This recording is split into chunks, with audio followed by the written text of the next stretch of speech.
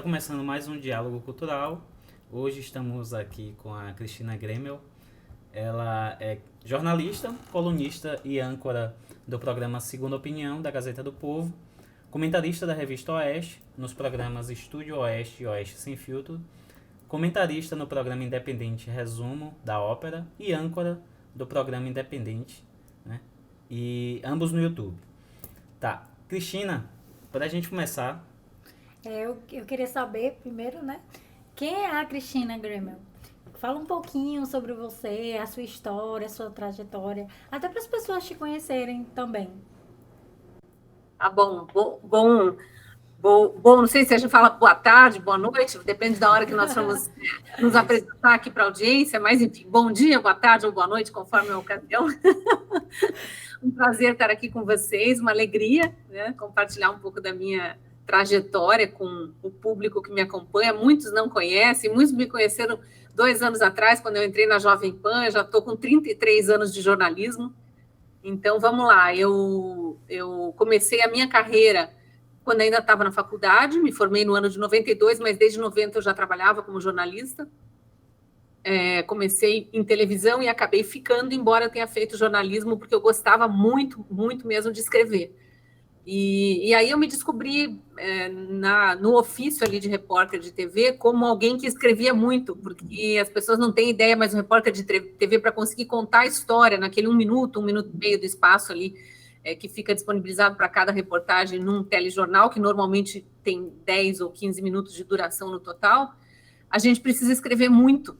A gente escreve e depois vai editando, né? Vai eliminando, vai reduzindo, vai substituindo palavras. Então, é um exercício de linguagem muito intenso. E eu fiquei 26 anos nesse trabalho, né? Como repórter de televisão, intercalando, às vezes, apresentando alguns programas. Dei uma rodada no Brasil, trabalhei aqui em Curitiba, né? Eu sou de Curitiba. Trabalhei no início da minha carreira em Curitiba, depois, já uns 2 anos, 3 depois de formada, eu já fui para o Rio de Janeiro, trabalhei na TV Bandeirantes do Rio, na própria TV Globo, trabalhei na afiliada da Globo em Petrópolis, na região serrana, um tempinho, e depois eu fui para São Luís, no Maranhão, a convite da própria TV Globo, aí eu já fazia reportagem de rede, fui lá para ser repórter do Jornal Nacional e cobria Maranhão e Piauí, foram 2 anos que eu fiquei lá, então foi uma experiência muito diferente para mim também, porque eu percorria 2 estados, eu praticamente não ficava em São Luís, que era onde eu morava, vivia pelo interior, vivia viajando e, de uma certa forma, conhecendo um país, um Brasil diferente, né? Porque eu sou do Sul, tinha trabalhado no Sudeste, e de repente eu estava num Nordeste que é quase Norte, que o Maranhão é ali no limite das regiões, né? O último estado do Nordeste, mas com características geográficas e de clima todas da região norte do país já. E aí depois eu voltei aqui para Curitiba, já estava querendo ter filho, já estava pensando em me estabilizar, não ficar zanzando de um lado para o outro, embora o jornalista não pare nunca. E no período em que eu estava grávida, e engravidei efetivamente, no período que eu estava grávida do meu filho mais velho, eu fiquei num contrato freelancer com o Sport TV. Então eu tenho isso também que pouca gente lembra, mas eu trabalhei 2 anos para o Sport TV, cobrindo basicamente treinos de futebol, mas também na época a Seleção Brasileira de Ginástica Artística treinava aqui em Curitiba, então fiz bastante reportagem com eles. O Guga era campeão mundial de tênis, eu fui para Florianópolis algumas vezes cobrir treinos do Guga. Enfim, vocês são mais novinhos, não devem nem conhecer direito. Nem lembro. Não novinho assim, não. Mas até que eu lembro de você na TV. Eu lembro de ligar a TV e te ver. E aí eu fiquei mais, depois que eu voltei, eu ainda fiquei mais 13 anos como repórter de TV aqui no Paraná, mas aí já mergulhando, não estava mais tanto na cobertura de rede, mergulhando em outras produções. A afiliada Globo, onde eu trabalhava, aqui em Curitiba, que é do mesmo grupo da Gazeta do Povo, são empresas diferentes, mas do mesmo grupo de comunicação, ela, naquele período que eu trabalhei, ela lançou um projeto piloto, que foi uma TV a cabo regional, uma espécie de Globo News local. Inclusive, o sinal era distribuído de graça, era só para Curitiba e região metropolitana, e tinha uma programação de 5 à meia-noite. Ficou 4 anos no ar, foi bem naquele período que começou a recessão do primeiro para o segundo governo Dilma ali, e de um dia para o outro tinha 100 pessoas demitidas, fecharam a emissora, mas eu tive um aprendizado, embora naquela época eu já tivesse com quase 20 anos de experiência de jornalismo, eu tive uma experiência nova que foi apresentar programas de política. Então, eu passei 4 anos ali, era uma vez por semana o meu programa, mas entrevistando ministros de Estado, governadores, os que estavam aqui, vinham para Curitiba, eu já chamava para entrevista. E aqui do Paraná, entrevistei praticamente todo mundo, governador, prefeito de Curitiba, prefeitos da região metropolitana, vereadores da cidade, muitos dos deputados estaduais, boa parte dos deputados federais daquela época. Então, eu fui, e eu fazia coberturas políticas como repórter também. Então, eu fui entrando muito nesse meandro do mundo político, já naquela época. Isso aí que eu estou falando é 2010 a 2014, mais ou menos. Cobri como repórter as manifestações de junho de 2013, eu já tinha, vou contar uma coisa, e quando eu conto as pessoas dão risada e dizem, ela está mentindo. Eu já cobri como repórter as passeatas do Fora Collor, em 92. Eita! Eu ainda estava no meu último ano da faculdade, mas eu já trabalhava desde o 3º ano. Então, eu já era repórter e eu cobri as passeatas. Era muito foca, né? Que é o que a gente chama do iniciante na carreira do jornalismo. Mas eu cobri o Fora Collor, enfim, e cobri muita coisa, né? 33 anos de carreira.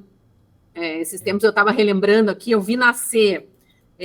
eu vi nascer a Constituição Brasileira no meu primeiro ano de estudante na faculdade, 88, foi bem no ano, mas a gente estava muito ligado nisso todo, imagina, estudante de jornalismo, né? Eu vi nascer o novo Código Brasileiro de Trânsito, eu vi nascer assim, eu vi como é que foi votado, acompanhei, claro, à distância, mas acompanhei, fiz inúmeras reportagens sobre isso, as pessoas se adaptando, que tinha que começar a usar cinto de segurança, que era obrigatório não sei o quê, história de pontuação em carteira, eu vi começar tudo isso. Eu vi nascer o Estatuto da Criança e do Adolescente e o Código de Defesa do Consumidor, são todos do início dos anos 90. Então, assim, o jornalismo ele é fascinante por isso, porque ele vai te colocando em contato com todas as facetas da vida humana, né? E não só em termos legais, em termos de vida social, mas também até na privacidade das pessoas, porque a gente acaba indo entrevistar as pessoas dentro da casa delas, no ambiente de trabalho delas, e tanto pode estar no momento num gabinete entrevistando um governador, um prefeito, quanto no momento seguinte num casebre de favela, conversando com uma pessoa simples que tem uma história para contar. Então, ou sai de uma exposição de arte com, né, um artista muito famoso e, de repente, vai mostrar um início de uma formação de uma orquestra com adolescentes carentes num local distante. Então, é muito rica a vivência humana quando a gente faz jornalismo. E eu acho que isso tudo está na base da minha formação. Não é a formação em jornalismo que me trouxe para onde eu estou. É tudo que eu vivi no jornalismo ao longo desses anos todos, né? E me dando essa pergunta, Cris, me diz o que é ser jornalista para você, já que a gente já está nessa emoção, nesse calor de emoção. O jornalista é um contador de histórias, né? Mas é um contador de histórias da vida real, né? Esse jornalismo que, eu não digo que inventa fatos, mas que distorce, que tenta adequar ao seu modo de ver o mundo, mesmo dentro do jornalismo de opinião, que é o que eu faço hoje, que é um jornalismo muito próprio, né? Claro, eu olho os fatos de um jeito, vocês vão olhar de outro, em função das experiências que vocês têm, do conhecimento que vocês têm, vocês vão entender aquele fato de um jeito e eu de outro, né? E, obviamente, vocês estão me olhando de frente, eu estou olhando vocês de frente, se tiver pessoas nos olhando pela lateral, eles vão ter outro ângulo do que está acontecendo. Então, o jornalismo, ele é, por essência, a busca de todos esses ângulos, de ouvir todos esses lados envolvidos num fato e o relato desse fato. Não tem ficção no jornalismo e não tem omissão de fatos no jornalismo, não deveria ter, né? Sim. Omissão de fatos que gera uma descontextualização e uma falta de compreensão da totalidade do fato. Então, agora, eu acho que eu me alongo um pouco, mas o jornalismo ele é uma contação de histórias, mas baseada em fatos reais, com as premissas básicas do jornalismo, que é a eterna busca pela verdade, ouvindo todos os lados e não omitindo nada que seja importante. Agora, isso é um desafio, né? Porque, imagine, você até comentou que escrevia muito e tinha que resumir ali. E às vezes em 1 minuto vai ser passado um pequeno trecho ali. Como não ocultar, né? Como não escolher, como não selecionar o que vai aparecer. A gente costuma dizer que o viés, vou usar essa palavra, do veículo de comunicação, ele começa na escolha da pauta. porque, óbvio, todas as redações têm uma rotina, não são todos os jornalistas que participam, claro, são divididos por turnos de trabalho para ter cobertura dos fatos o tempo todo. Nas grandes cidades é 24 horas, né? Em cidades menores é em horário comercial, e sempre tem alguém de stand-by para se acontecer alguma coisa, né? Num horário em que está todo mundo dormindo, por exemplo, né? Ou num fim de semana em que está todo mundo descansando, ou num feriado em que está todo mundo viajando, então são os plantões. Mas, em tese, todo mundo participa de uma reunião de pauta. Às vezes os repórteres não, porque já estão na rua, mas aí o chefe de reportagem vai entrar em contato com o repórter e dizer, mudou tua pauta, sai aí do Palácio do Governo, vai para o litoral, porque está tendo isso e aquilo que a gente precisa que você cubra. Então, larga uma matéria e vai para outra. Ou termina essa aí e depois me diz quanto tempo você leva para chegar em tal lugar, porque eu vou precisar de alguém cobrindo lá até tal hora que vai acontecer isso e aquilo. Então, quando nessa reunião de pauta, você decide, tem 10 minutos do jornal, cabem 10 matérias de 1 minuto, ou 8 matérias de 1 minuto e 10, vai. Então, quando você decide aquilo e você tem 15 eventos supostamente grandes acontecendo na tua região naquele dia, estou falando isso numa cobertura local, né? Uhum. Não vou pensar em jornais que tem que fazer cobertura nacional, internacional, aí a loucura é maior. Mas aí você tem que selecionar, se você tem 15 assuntos e 10 minutos de jornal, onde cabem 8 notícias, olha, nós vamos, em vez de dar 8, nós vamos dar 10 notícias, só que a gente vai fazer notas, que a gente chama de notas, né? Então, um resuminho do resuminho mesmo. E aí a pessoa, estou falando no veículo em que eu me especializei, que é a televisão, né? Uhum. E que hoje a gente pode falar de como que isso migrou para o universo digital, que é o que eu faço hoje em dia.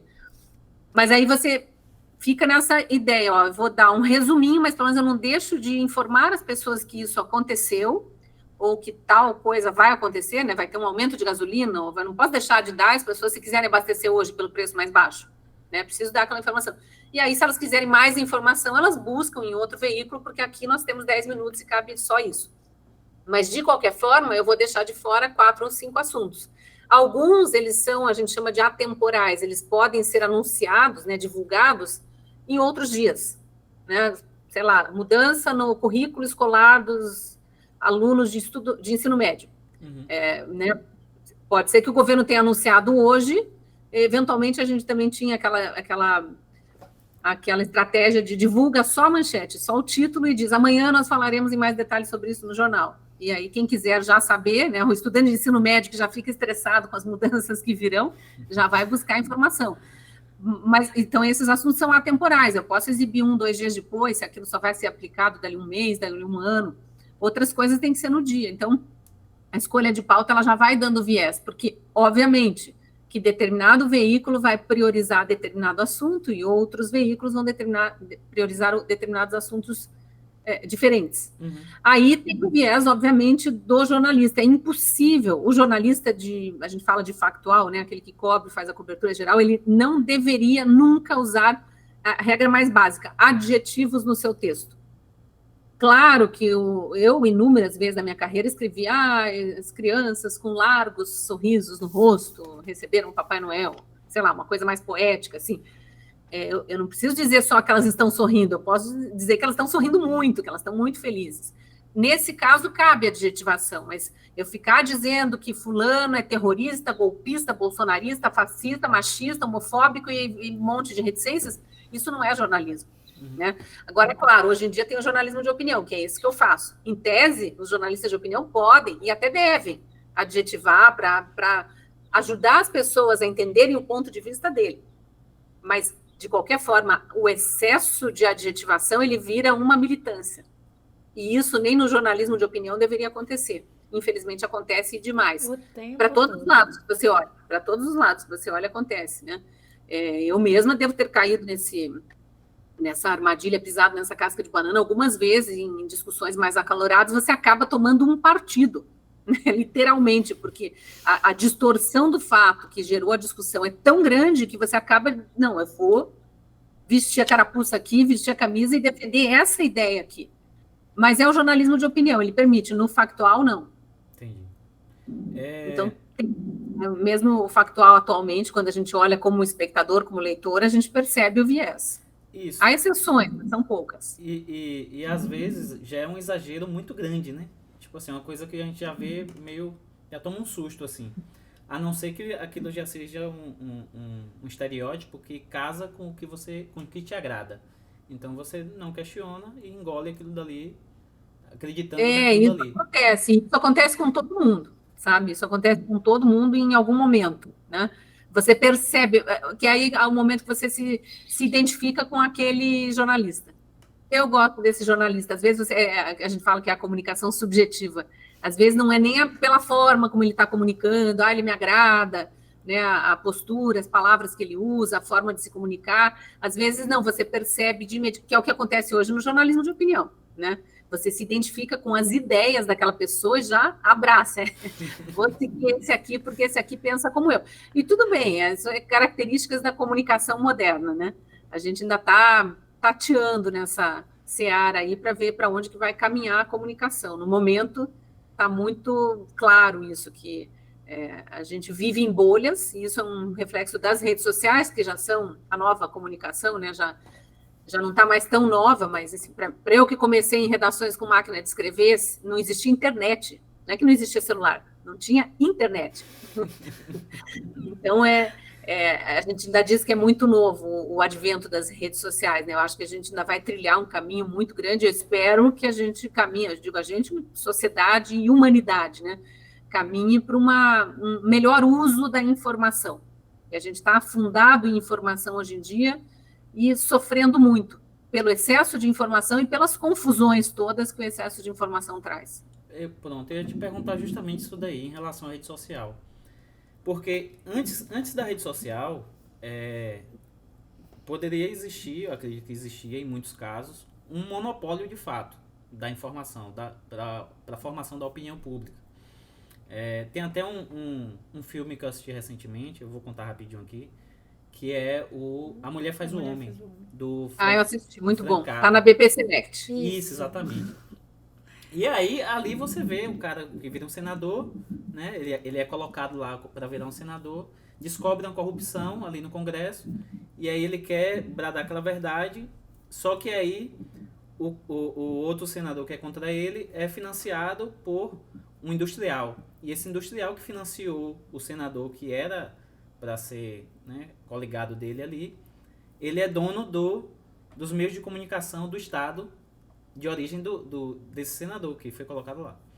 Então ele meio que, como ele é dono de tudo, ele sai espalhando nos jornais diversas mentiras e notícias para tirar a reputação do cara que está lá no Senado. Compra os outros jornais que Compra os outros falar. jornais, usa o dinheiro, enfim, para que aquela notícia de que existe um senador ali tentando combater a corrupção, existe um senador tentando falar a verdade, mostrar o que é que de fato está acontecendo ali por detrás das coisas, ele acaba comprando ali e comandando a opinião pública no estado daquele senador. Então, tipo assim, naquela década de 30, que é o filme, é uma década que teve muitas ditaduras, teve totalitarismo, inclusive teve o governo de Getúlio Vargas aqui no Brasil, e a imprensa... Estou quase achando que a gente está num momento da humanidade em que já está superando aquela época, sabe, em nível de ditaduras. Ditaduras, eu digo ditaduras 2.3, né? Padrão brasileira atual, porque não dá mais para dizer que isso aqui é uma democracia, definitivamente não. A gente pode conversar sobre isso. Né? Porque nem todo mundo enxerga dessa forma. Mas assim, quais são as características das democracias? Quais são? Se eu perguntar para qualquer um, todo mundo vai citar liberdade de expressão, liberdade de imprensa, liberdade econômica, liberdade para empreender, liberdade para trabalhar. Não temos mais. Não temos mais. Nós temos liberdade se nós dançarmos conforme a música que eles querem que a gente dance. Então, o que é a população sendo obrigada a seguir um padrão de música? É ditadura. Né? Se o Maduro disser lá na Venezuela, eu quero que todo mundo dance samba, vocês acham que o bolero vai entrar? Não vai entrar. Não vai entrar, é ditadura. Então, a gente tá, só que a nossa é branca, né? Para usar um termo genérico, daqui a pouco já vão me censurar também por estar dizendo. Mas, enfim, a nossa, ou sei lá, não, mas é uma ditadura branca, né? Se eu estivesse falando negra, não podia, mas branca pode. Acho que pode, não sei. Essa questão então, a gente vive um momento assim, a liberdade é a primeira característica. A segunda é a transparência do sistema eleitoral, não temos? Sim. Não temos, porque as pessoas que questionam sendo psicopatas ou sendo São caçadas. adeptas da ciência, que é quem questiona mesmo, pouco importa. Mas numa democracia você tem o direito de questionar e tem o direito de ver tudo de forma transparente. Não vivemos mais uma democracia, certo?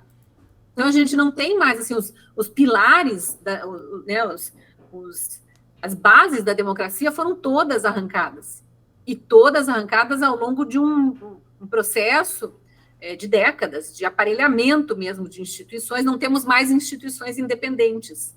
Não temos mais harmonia entre os poderes, nem independência entre eles. Tem um poder que está muito mais forte do que os outros, a ponto de prender pessoas sem provas, quando bandidos, criminosos, condenados em 3 instâncias estão soltos por não haver trânsito em julgado. Então, é tanta aberração jurídica, e a segurança jurídica também faz parte da democracia. Então, a gente não tem mais nada. Brasil não tem mais nada. Por isso que eu digo, aí você citou outras ditaduras, né?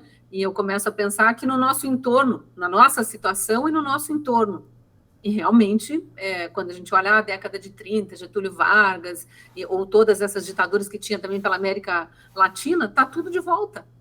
Está tudo de volta. Inclusive, os atuais integrantes do Foro de São Paulo são os que foram formados pelos ditadores daquela época. Está aí o Díaz-Canel em Cuba, que é um discípulo dos Castro. Sim, mas quando eu falei assim, Cris, é porque assim, por exemplo, se eu perguntar à minha vizinha que a gente está na ditadura, ela vai dizer que não, entendeu? A população não acordou para isso ainda, não entendeu. O afegão Mas eu médio ainda está influenciado, sabe? Vou contar uma coisa para vocês, que já tem algumas décadas de vida. Eu era criança na época do regime militar. Nasci no período do regime militar. Mas o que os meus pais sempre falavam, e a minha mãe, que ainda é viva, fala até hoje, é que a ditadura militar não era ruim para a população. Era uma época em que o Brasil estava bombando em termos de economia, de educação pública era exemplar. Todos, vocês perguntaram para os avós de vocês, provavelmente, sim, todos estudaram em escola pública e era o que tinha, e não era ruim. Era o que tinha para todos estudavam juntos. Então, as oportunidades de trabalho também surgiam de maneira muito parecida para todo mundo. Claro que havia desigualdade social, mas era uma época em que era menos, como é que eu posso dizer, menos desigual a pirâmide social. Não, tá? Naquela época não tinha adolescente de 35 anos. Não tinha, nunca, jamais. Não, até porque culturalmente mesmo, terminava a faculdade ali, ou quem não fazia faculdade, terminava o ensino médio, fazia um curso técnico, começava a trabalhar, já ia formar sua família, né? Não existia essa aversão à família, e mais do que isso, né, essa revolta contra a família a ponto de quererem destruir a família que a gente vê hoje. Muito menos em relação à religião também. Enfim, tudo isso a gente começa a ver que são características de movimentos ditatoriais. Não é que... bom, eu afirmo que o Brasil já não é mais uma democracia por essas razões que eu expus. Uhum. Mas as ditaduras, ao contrário do que as pessoas pensam, elas não chegam assim com um tanque, um canhão, atira em meia dúzia, mata meia dúzia para deixar os outros todos com medo calando a boca. Elas vão se instalando aos poucos. Existem também as ditaduras que se implantam a partir de revoluções, que é diferente, inclusive, da nossa, do regime militar, mas não é o caso de todas elas, e as pessoas não estão atentas realmente. Então, só voltando ao tema que você trouxe, da tua vizinha, eventualmente, não ter essa percepção. Sim. Não tem, assim como não tinham os meus pais na época do regime de 64. Por quê? Porque eles saíam para trabalhar, eventualmente viam um tanque do exército na rua, mas não tinha toque de recolher, isso só tinha nos locais onde estava havendo guerrilha urbana.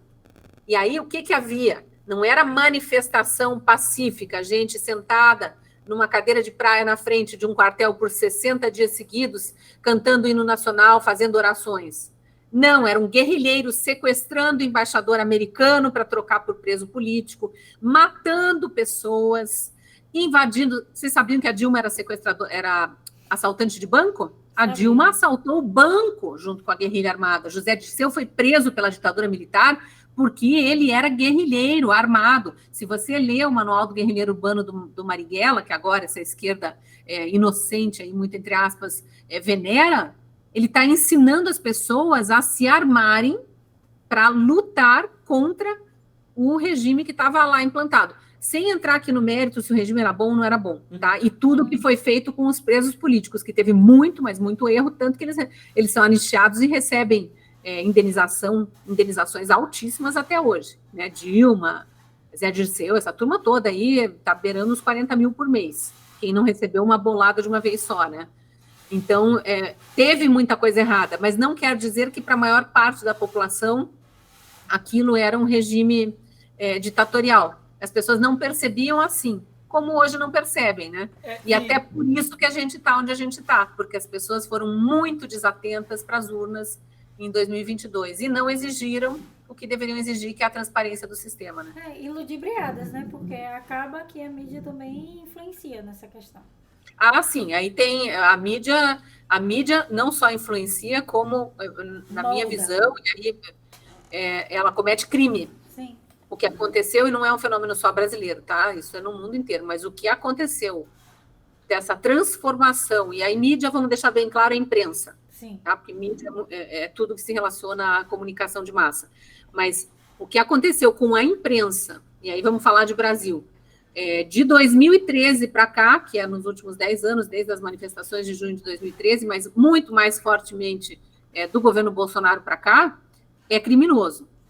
É criminoso. Você omitir fatos, você deturpar fatos, você pregar ódio, porque quando você bota numa manchete de jornal por que Bolsonaro deve morrer, sim, isso não é uma opinião, isso é uma pregação de ódio, né? E você está incitando pessoas um pouco mais alteradas psicologicamente a efetivamente cometer crimes. Está aí Adélio Bispo para provar, né? Então não pode. Está aí o 8 de janeiro também para provar. Do lado contrário, a gente não sabe exatamente, aparentemente tinha aí todas as evidências de infiltrados no meio, né? E a gente sabe que a esquerda tinha os lulistas, especialmente aqueles radicais mesmo, tinham todos os motivos para querer ver destruição, para ver os acampamentos acabarem, para se fazer de vítimas, para jogar a culpa em cima do outro, né? Desumanizar ainda mais o adversário político. Então, a CPMI, se instalada, eu espero que seja, vai elucidar tudo isso, né? Uhum. Mas são todas aberrações, digamos assim, que a sociedade foi vivendo, muito incitada pela imprensa. Sim. Então, eu acho que a imprensa realmente um dia vai ter que ser colocada no banco dos réus e não sei se a gente vai viver para ver isso, mas espero que pelo menos os livros de história contem essa história. Você acabou já respondendo a pergunta que eu ia te fazer, que como é que um jornalista pode influenciar a cultura da sociedade. Já acabou respondendo, né? Porque... de todas as formas, né? Quando você começa a usar a linguagem neutra. Ontem eu passei para a editora tem uma editoria na Gazeta do Povo que chama Vida e Cidadania, que ela cobre essas questões de costumes, né? Sim. Comportamentais e tal, as mudanças que vão acontecendo na sociedade. E como a Gazeta do Povo é um veículo de convicções conservadoras, o único no país que tem as suas convicções publicadas e está lá defendendo a vida humana desde a concepção, a dignidade da pessoa humana, não desse nicho de pessoas ou daquele nicho de pessoas. Defende também a dignidade da mulher na condição de ser a geradora da vida humana, né? A gestora que gesta, né? Mas defende lá e toda a parte de economia, liberal na economia e tal. Mas a Gazeta do Povo tem essa editoria Vida e Cidadania. Eu encaminhei ontem para a editora de Vida e Cidadania para sugerir que eles façam reportagem do assunto, 2 temas chocantes, os 2 por acaso da Inglaterra, mas um era um movimento que está surgindo na Inglaterra em que eles convidam pais com bebês muito pequenininhos a comparecer a um novo momento lúdico e tal, e aí tem um vídeo de um monte de mãe com um bebezinho no colo e simplesmente um espetáculo de sadomasoquismo no meio da sala. Eu vi. E tem um outro que eu vi hoje, que eu passei ali para ela, que é uma outra aberração quase nesse nível, e que são influências, né, que não era um jornalismo especificamente que estava mostrando, ali são as redes sociais que estão divulgando. Aliás, essa do sadomasoquismo eu vi através de uma jornalista que mora na Itália, até conheço bem ela, porque ela é comentarista de um dos meus programas, o Segunda Opinião na Gazeta, Karina Michelin. E ela denunciou isso aí. Olhe a que nível está a doutrinação, que já estão querendo colocar bebês para achar que isso é normal. E as mães, a gente não consegue entender muito bem o contexto ali, por isso que eu passei para a Gazeta do Povo apurar, Não dá para entender se elas estão gostando, se elas já estão doutrinadas num ponto que tem que colocar os bebezinhos desde cedo vendo aquilo para se acostumar, ou se elas foram induzidas a erro e estavam sem jeito de sair, não sei exatamente qual era a situação. Mas é o tipo de informação que, vindo de forma corriqueira, e a gente está vendo isso, né? E não só pela imprensa, pela indústria do entretenimento, né? Disney, Netflix, seriadinhos infantis, desenhos infantis, seriadinhos adolescentes, e vai introduzindo, e vai falando. Aí, escola, primeiro universidade, depois escola de ensino médio, depois ensino fundamental, já está na educação infantil. Eu tenho amigos que o filho de 6 anos chegou em casa e disse: quando que vai ser a idade que eu vou decidir se eu quero ser menino ou menina? Meu Deus. Então, é assim, está nesse nível. Óbvio que a cultura vai se transformando, né? Não tem como. Agora, da mesma forma, a gente precisa também fazer... A gente vive guerras, né? A guerra da contra-informação, mostrar que não é necessariamente assim, que não precisa ser assim, que a gente deve respeito a todos os seres vivos, né? Mas não necessariamente eles precisam impor as vontades e as preferências deles para toda a sociedade, né? Uhum. Então, tem coisas que precisam ser ditas e que não são ditas de um modo geral para não ofender. A gente está nessa cultura, né, do mimimi, do cancelamento, do policiamento. Do vitimismo.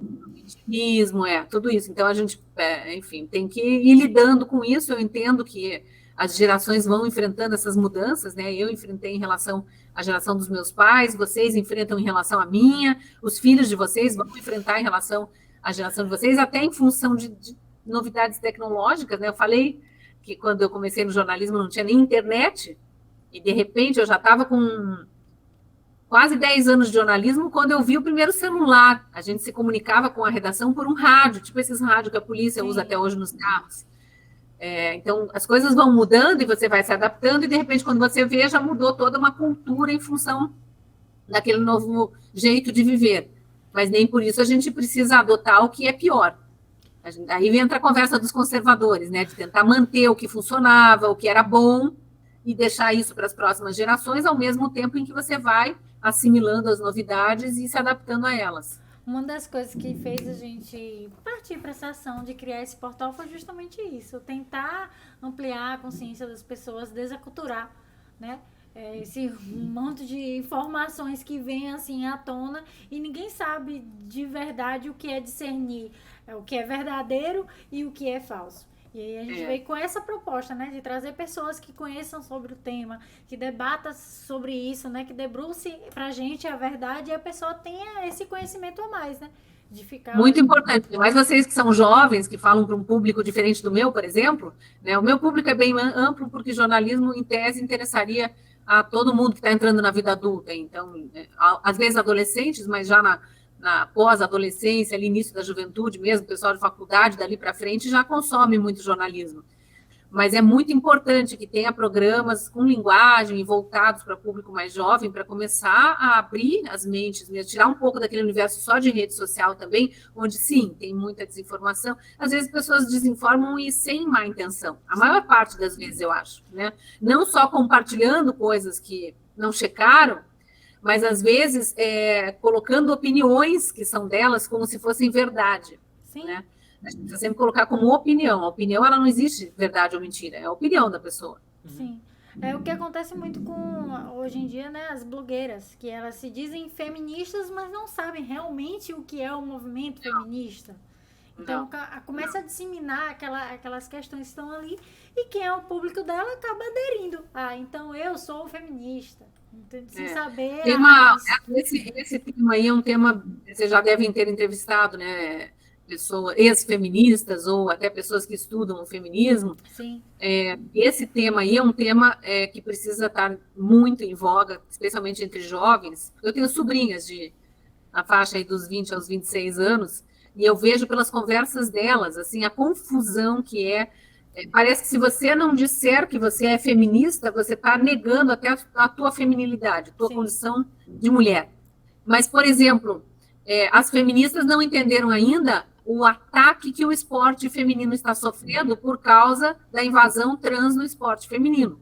Mas, na verdade, elas não estão do lado das mulheres. Elas querem destruir mesmo a família, quer destruir então, e aí tem isso também, né? Feminista contra a maternidade não faz sentido. A gente tem que respeitar as pessoas que não querem ter filhos, ok? Problema nenhum, cada um escolhe o que quer para sua vida. Agora, você abominar a maternidade, foi por causa da maternidade que você nasceu. Sim. Então, primeiro, respeite sua mãe, antes de mais nada. E seja qual for a família de onde ela vem, porque existe muita família desestruturada, e todo respeito às mães solteiras, aquelas que foram estupradas, violentadas e decidiram ter um filho por respeitar a vida humana, né? A gente imagina a dor que é gerar uma vida assim, apesar dessa dor transformou-se amor, né? Transformou-se em amor. Apesar dessa dor, conseguiu olhar para o que é mais nobre ali, que é a vida humana. A gente tem que respeitar tudo isso, mas você jamais vai deixar de ser feminina por você respeitar a família, a mulher, a maternidade, a vida humana desde a concepção. São temas de mulheres também, e homens, inclusive. E não dá para excluir o homem. Sim. Né? E eu vejo a discussão do feminismo muito de exclusão. Elas falam tanto em inclusão, né? E excluem o tempo todo o homem. Quando você decide fazer um aborto, para entrar no tema polêmico, né? Você está, primeiro, meu corpo, minhas regras, mas você está esquecendo que tem o corpo do bebê. Sim. Primeira coisa. Segundo, você está esquecendo que metade daquele corpo é do homem com quem você teve relações e que gerou aquela vida. Né? Então, não é só meu corpo, minhas regras. Aquilo não é um invólucro só. Né? Tem muita coisa envolvida. Tem que ouvir o pai. Tem que, de alguma forma, dar voz para a criança. Como é que você dá voz para a criança? Você vai ouvir especialistas em vida humana, em fertilidade, N coisas para ver. Enfim, quem trabalha com microbiologia sabe que aquilo ali não é um amontoado de células, como as feministas costumam dizer. Né? Mas até as narrativas estão compondo essa questão, né? Se você for um especialista, eles vão dizer já o que elas falam, que é um amontoado de células, que não tem alma, aquele bebê não tem alma, que ali... Aí eles jogam para a questão religiosa, né? Você falou em alma, jogam... Não, isso é uma questão religiosa, não é religiosa. A melhor argumentação... Eu vou até recomendar, vou fazer uma propaganda aqui de novo das Convicções da Gazeta do Povo, que eu acho fenomenal. Eu vou recomendar, se você digitar lá no Google, Convicções Gazeta do Povo, você vai cair na página, é aberta para não assinantes, tem tudo lá. Aí você, nessa página, acha a defesa da vida desde a concepção. Tem um argumento lá que eu não tinha ouvido antes e que eu acho que ele é imbatível. Tudo bem, é um amontoado de células, né? O início da vida humana é um amontoado de células que vão se replicando, formando os órgãos e tal, e ninguém sabe em que momento entra a alma, que tem gente que não acredita em alma, então essa discussão é toda embolada. Sim. Mas o fato é que daquele amontoado, naquele amontoado de células, nada é introduzido depois que houve a concepção, que houve o encontro do óvulo com o espermatozoide. Nada. Então, aquilo ali é uma vida humana em potencial. É uma vida humana plena. Nós somos quem nós somos porque aquelas duas células iniciais se encontraram e viraram um amontoado de células que não foi sugado para fora do corpo da mãe, nem destroçado, como é feito, né, nos procedimentos de aborto. Ele seguiu ali, naquele invólucro, no útero, com as condições todas de nutrição necessárias e se desenvolveu. Sim. Então, eu acho esse argumento fenomenal, porque assim, se nada é introduzido naquela vida ali, ela é uma vida. Ela só precisa se desenvolver. A questão é, você vai impedir de desenvolver só porque ela é fraca? Só porque ela não tem voz? São questões que não são discutidas normalmente. Sem critério, né? Porque eles não têm critério. Então, pode ser com 3 meses, daqui a pouco pode ser com 6, pode ser com 9, pode ser depois que nascer. Porque olha, um bebê, por exemplo, vai daqui a pouco diz, o bebê não tem racionalidade. O negócio é tão absurdo que essas feministas radicais, elas querem impedir, eu estou falando de deputadas eleitas, Sim. de ministras de cortes superiores, Sim. Elas querem impedir, por exemplo, que as mães, aquelas que têm a tolerância da lei para fazer o aborto, porque também tem essa confusão retórica, né? O aborto legal, não existe aborto legal. No Brasil não existe aborto legal. Existe leis que toleram a não criminalização do ato de abortar em alguns casos. né? Por exemplo, a mãe que foi estuprada, a mãe que corre risco de vida, o bebê com anencefalia. São as 3 condições em que se tolera o crime e não se criminaliza a mãe, porque continua sendo um crime, você tirou uma vida humana, impediu que ela se desenvolvesse. Na atualização, aliás, eu não sei se foi na atualização da lei, quando incluíram o bebê com anencefalia, que, aliás, não foi a atualização da lei, foi uma autorização judicial para aborto, nesse caso, e que virou uma jurisprudência, e depois eles acho que incorporaram na lei que tolera o aborto, a anencefalia. Mas depois procurem a lei lá e vejam direitinho, porque eu realmente não estou com ela aqui, não lembro de cabeça. Mas tinha uma discussão de obrigar a mãe que chega para fazer o aborto, mesmo, né, tendo sido confirmado o estupro, ou a anencefalia, ou o risco de vida para ela, que ela ouça o batimento cardíaco do bebê. Sim, sim. Que ela ouça. As feministas não toleram isso, elas não permitem. Por quê? Porque elas não querem nenhum vínculo entre mãe e bebê. Porque a hora que você ouve um batimento cardíaco, você muda um pouco essa tua visão de que é um amontoado de células. Quem já teve filho, eu já acompanhei, tenho 2, o embrião tem o tamanho de um feijãozinho, o coração já bate. Mas bate forte. Bate rápido. Mas logo na sequência, você ainda não consegue definir o que é braço, o que é perna, mas já tem cérebro. Sim. Então já tem coração batendo, já tem cérebro. É uma coisa assim, é milagre mesmo. A vida, não é nem só a vida humana, dos animais também, as próprias plantas têm um desenvolvimento inacreditável. É milagre. Como é que você vai mexer nesse milagre porque você quer ser dono do seu corpo? Se você quer ser dono do seu corpo, antes de ter uma relação sexual, busque informação, né? Tem camisinha, tem um monte de outros métodos anticoncepcionais. As camisinhas são distribuídas em todos os postos de saúde do país, pílulas anticoncepcionais também. Os médicos ensinam as mulheres a usar. Explicam quais mulheres podem, quais não devem usar a pílula anticoncepcional, que tem isso também, sim. Né? Previna-se. Aí sim é meu corpo, minhas regras. Sim. Cris, eu caí numa discussão dessa, que a pessoa veio para mim falar que era meu corpo, minhas regras. E eu falei, mas as suas escolhas, como é que fica das suas consequências? Porque assim, você tem camisinha, você tem inúmeras proteções que você pode fazer, tem anticoncepcional, pode ser até coito interrompido, tem tanta coisa que você pode fazer, tabelinha, enfim, mob, mas você vai lá, tem uma relação, e aí acaba gerando uma vida, e você quer ceifar essa vida, porque é teu corpo e tuas regras, mas quem tá dentro do teu corpo não é o teu corpo, é outro corpo. E eu acho assim, essa é uma discussão que precisa ser feita antes na prevenção, né? Sim. Mas a gente também tem que ter a noção de que a gente precisa acolher as mulheres que engravidaram sem desejar, acolher, sim, não sim. criminalizar, né? Sim, acolher, sim. entender, explicar, ajudar, encaminhar. As mulheres precisam, inclusive, receber a informação, especialmente as bem jovens, que se elas levarem a gestação a termo, elas podem doar o bebê no momento do nascimento. Sim. E isso não é crime. E há milhares de casais amorosos, em boas condições financeiras, que querem receber essas crianças em adoção. Sim. Então, até isso precisa circular de informação e não circula. E também tem, eu como psicóloga, eu já vi casos de pessoas que vêm para o atendimento e tem as questões psicológicas, que as pessoas acabam não disseminando essa informação. Tem sim transtornos psicológicos, tem sim questões que ficam ali na mente. Eu tinha uma paciente, né, que eu não posso nem falar o nome dela, mas, ela teve um aborto quando era mais nova, ela não tinha condições, então ela foi lá e abortou pela a falácia ali falada para ela, a discussão que chegou no ouvido dela, e ela acabou cometendo o ato.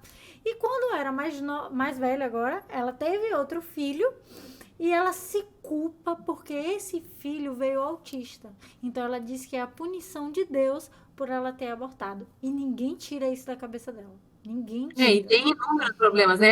É só conhecer as ONGs que ajudam as mulheres gestantes, né, em condição assim, mais psicológica, mais debilitada e tal, e, inclusive aquelas em condição financeira, muito, né, de muita carência e tal, doando enxoval, cesta básica, acompanhando a família, fazendo atendimento familiar, inclusive. Ouçam, porque nessas ONGs tem muitos casos de mulheres que passaram, algumas até enfrentam até hoje, esses dramas psicológicos posteriores e, portanto, abraçaram a causa de não vou deixar mais mulheres sofrerem isso. Sim. Né?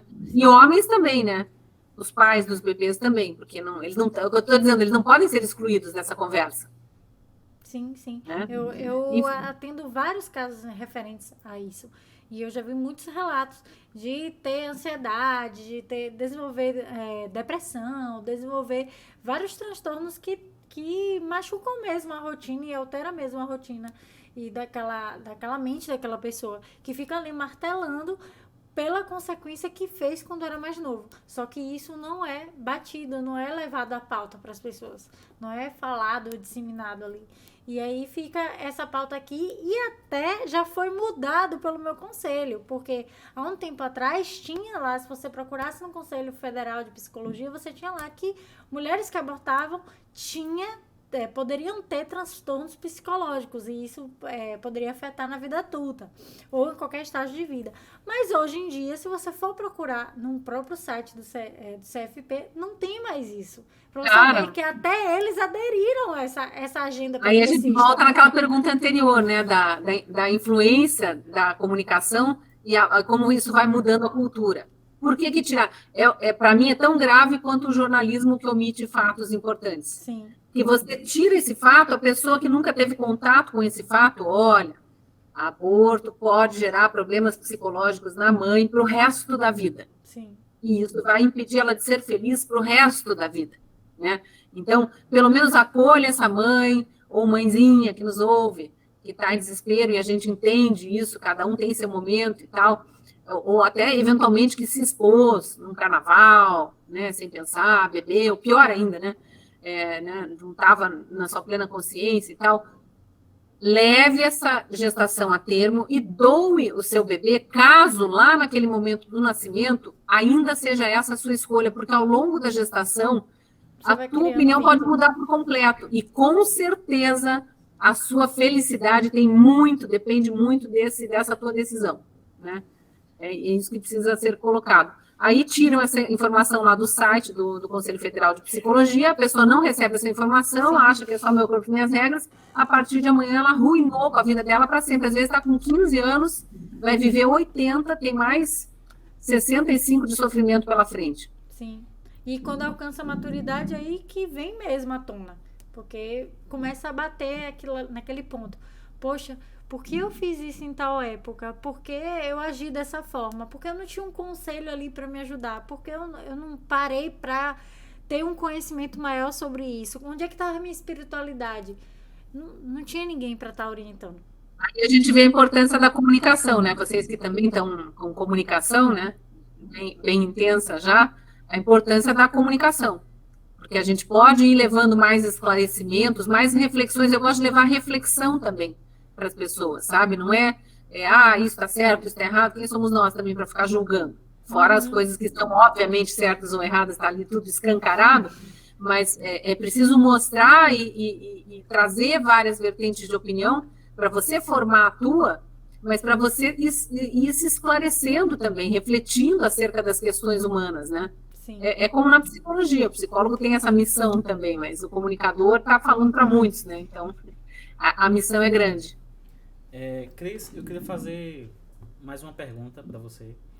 Em relação a tendências aí, futuro de comunicação, jornalismo, imprensa, a gente teve esse ingresso das redes sociais, descentralizou um pouco mais, né? Porque deu um pouco de voz, mesmo que seja uma voz menor comparada aos grandes veículos, mas deu muitas vozes aí pelas redes sociais que a gente vê, tanto no YouTube quanto no Instagram. No Instagram é bem curtinho o formato, né? São muitos veículos hoje em dia, né? Muitas redes sociais, todas com muita atividade, e em função do que a gente tem vivido no Brasil, algumas a gente vai destrinchando de novo, né? Eu, por exemplo, já fui para o Getter quando muita gente começou a ser censurada no Twitter. Eu nunca tive minha conta derrubada, mas eu sei que eu estou em shadow ban no Twitter, porque os meus posts não chegam para os meus seguidores. Eu também estou. E a gente nem sabe por quê, né? Agora existe uma luz no fim do túnel aí com essa mudança de gestão, com o Elon Musk na gestão, né, na administração da rede, mas eu mesma já mandei inúmeras mensagens marcando ele em inglês, explicando o que está acontecendo, e não fui ouvida ainda, porque, óbvio, né, são muitas pelo Brasil inteiro. Mas eu espero, e já teve mudança no Twitter Brasil, então eu espero que em algum momento eles revisem todas as contas que estão em Shadowban para tentar entender por que entraram selo azul. Cansei de pedir. Mandei toda a documentação inúmeras vezes. Eu sou uma pessoa conhecida, eu estou desde os anos 90 aí na mídia.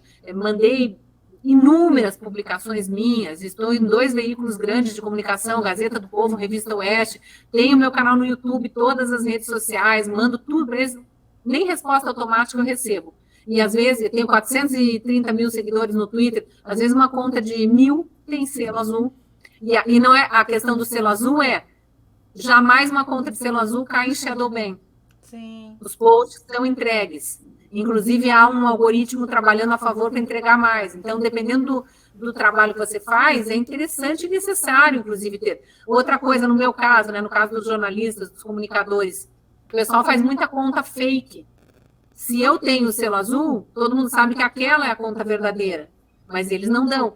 E isso acontece em outras redes também. No Instagram também não consegui até hoje o selo azul. No Instagram estou com 400. Meu Instagram e meu Twitter estão parecidos. Agora, o Instagram, independente do selo azul, ele é banido, ele é suspenso, vai pro Shadowban, viu? Porque tem pessoas, né, inclusive deputados, enfim, que... sim.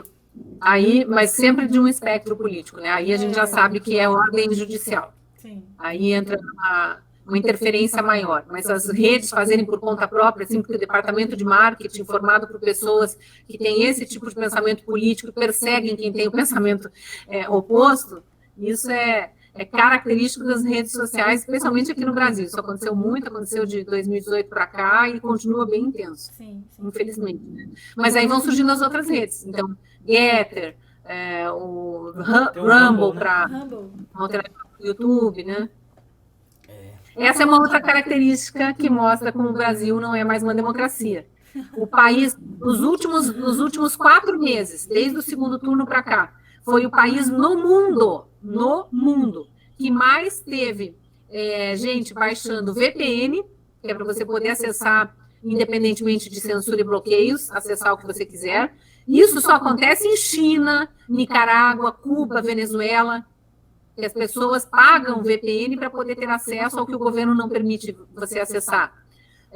Foi o país com o maior número de downloads do Signal, que é o aplicativo de mensagens alternativo ao WhatsApp. Já vou fazer uma propaganda, que foi desenvolvido por um dos criadores do WhatsApp, depois que o WhatsApp foi vendido para o Zuckerberg, que é o dono do Facebook e do Instagram. Então, quando ele viu no que ia se transformar, ele criou um aplicativo igualzinho, o Signal é igualzinho ao WhatsApp, com todas as ferramentas, só que não tem acordo com o STF brasileiro e nem escritório no Brasil, então não está sujeito a essa juristocracia brasileira. Foi o país que mais cresceu no Rumble nos últimos 4 meses. Então, quando tudo isso acontece no mesmo lugar, o que está acontecendo com o Brasil? Tem uma coisa errada. Agora veja, não só a nível nacional, né? É uma centralização a nível mundial. Porque, por exemplo, o currículo escolar, ele vem da Unesco, já há décadas. Então, as coisas são ensinadas já em um patamar que não é nem nacional, é de ordem lá da Suíça ou de Genebra. A gente tem a nossa, como é que chama? Base Nacional, BNCC, Base Nacional Comum Curricular, que foi discutida durante anos, com muitas audiências públicas e tal. Mas as universidades já estavam absolutamente aparelhadas por 30 anos de governos de esquerda, não foram só os 14 anos de PT. Antes, a social-democracia era uma esquerda disfarçada de centro ali. Sim. Agora a gente viu que é exatamente esquerda, já se aliaram, estão todos juntos e misturados, né? Mas a gente viu que foi pós-regime militar. Então, o aparelhamento das universidades, foram esses professores que participaram das audiências públicas para formar a Base Nacional Comum Curricular, que estabeleceu o currículo do ensino médio, do ensino fundamental, e aí você vê ideologia de gênero, você vê todas essas coisas entrando, né? Impeachment da Dilma já está sendo chamado de golpe em livros escolares, professores já tinham começado com isso antes, enfim, sendo que foi tudo constitucional, né? É a militância, como você falou, né? Não é um jornal de qualidade, não é um jornal que está em busca da verdade. Desses órgãos globalistas internacionais também, Unesco, ONU, também interferem muito. Não só na educação, né? Infelizmente. Na parte jurídica mesmo, esse negócio da Agenda 2030, ficam querendo empurrar, né? Sim, total. Então é em várias áreas. todas as questões da pandemia, né? A gente viu o que aconteceu, não dá nem para se alongar aqui, senão a gente fica mais uma hora conversando. Pois, na saúde, na educação, no jurídico, no comércio também ficam fazendo barganha. Por isso é importante cada vez mais pessoas estarem de olho aberto para tudo que está acontecendo. Sim. É isso aí. Então, eu parabenizo vocês pelo programa, porque realmente é uma empreitada, eu sei o trabalho que dá, né? Eu sei o quanto consome, as cobranças que vêm, né? As pessoas, por que não faz mais? Por que não faz todo dia? Por que não faz 10 vezes por dia? 5? Calma, gente, eu preciso trabalhar para me sustentar. Isso aqui, eu faço, quando eu falei de programas independentes, o resumo da ópera e o Hora do Strike, eu e mais 3 comentaristas, a gente faz análise política, mas não tem nenhum patrocínio por trás, tem nada. A gente senta ali na frente do computador, é 1 hora da nossa vida por semana que a gente abre para nos doarmos mesmo para o público. Agora, claro, para fazer todo dia, eu preciso trabalhar, né? Sim. É justamente o que a gente passa, porque a gente não tem patrocínio, a gente não tem nada, e eu e o Felipe, basicamente, para quase tudo, e aí a gente tem que se sustentar, né? Fazer nossa Mas esse é o começo, uma hora vai vir, uma hora vira negócio, uma hora vira empresa, uma hora vocês vão estar já se remunerando com patrocínios ou com monetização, daqui a pouco vocês já têm capacidade de contratar pessoas, já começam a empreender efetivamente como, né, empregadores. As coisas caminham para quem se dedica, né? É meritocracia, que a esquerda tanto abomina. Sim. Acabei de gravar um vídeo para a Gazeta ali, vou publicar hoje ainda sobre isso. Valeu. Vou assistir. Cris, muito obrigada pela sua disponibilidade, pelo carinho, pela atenção, por tudo, sabe? Eu me senti abraçada quando você fala assim, tem um jornalista que você olha para ele e se sente abraçada. Eu me sinto abraçada por você, não só por você estar aqui, mas por compactuar das mesmas ideias que eu, sabe? Então, eu fico muito feliz de ter conversado contigo. É uma honra para mim ter você aqui com a gente e fazer esse bate-papo acontecer. Muito obrigado. Eu que agradeço, Felipe, Camila, uma honra, porque eu adoro falar com pessoas mais jovens e que estão entrando na comunicação também, já com essa noção da missão que é comunicar, né?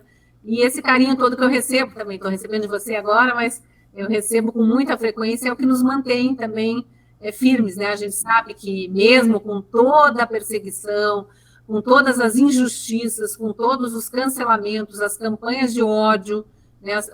As milícias digitais, os sleeping giants da vida aí, desonestos, se mantendo no anonimato, contra a Constituição, não sendo punidos por isso, a Constituição não permite, né, mas são, inclusive, endeusados por essa esquerda aí, toda deturpada, né, em valores e tudo mais, mas a gente recebe um carinho tão grande do público e especialmente um pedido para não nos calarmos, né, porque a gente tem noção que a gente é a voz de muita gente e vai continuar firme. Valeu. Obrigado, Obrigada, Cris. Muito obrigado. Obrigada, um abraço. Um abraço.